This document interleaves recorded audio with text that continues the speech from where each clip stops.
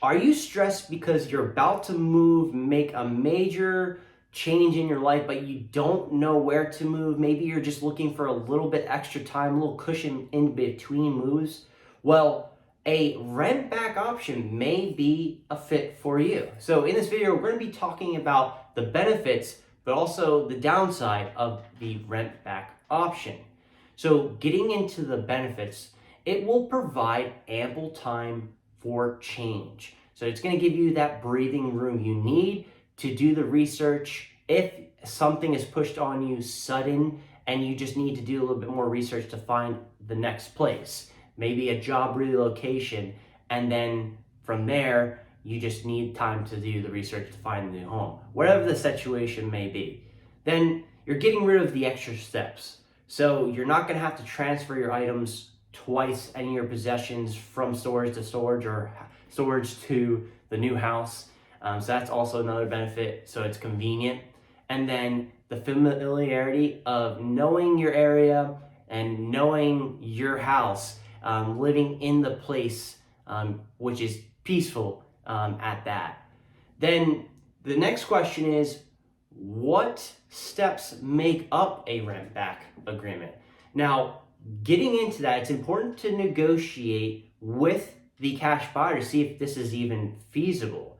But from there, you would create the contractual agreement, which leads to the closing. Now, in the contractual agreement, you're going to discuss the rent payments, the duration of occupancy, and when to move out.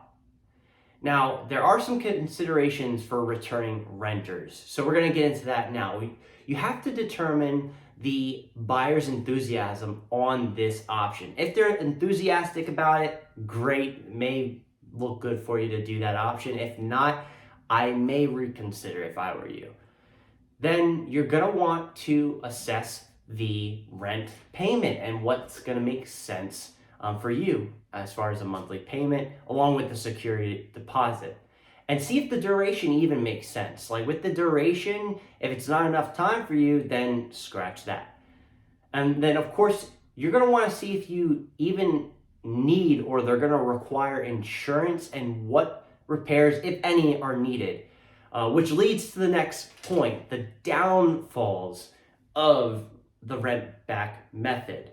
So for example, any legal obligations, if you're not falling within the contract, let's just say you don't maintain the property well and you need, or you break some things in the house, something along those lines that don't fall in line with the contract, that may lead to some conflicts and a little bit more friction.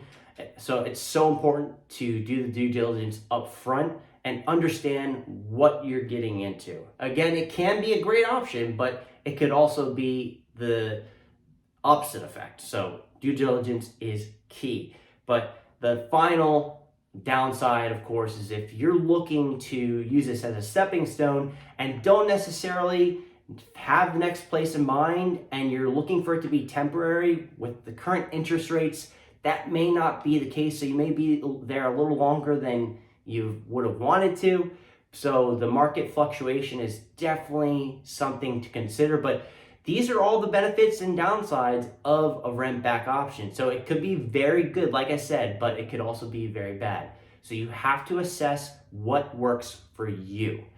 Hopefully this has helped provide some insight into this option. And if you guys are looking to move and do a rent back option, that is something we do offer our customers. We do mend our solutions to each customer and their specific needs. So I'd highly recommend giving us a call here at Pezon Properties, and we'd love to discuss exactly how we can help.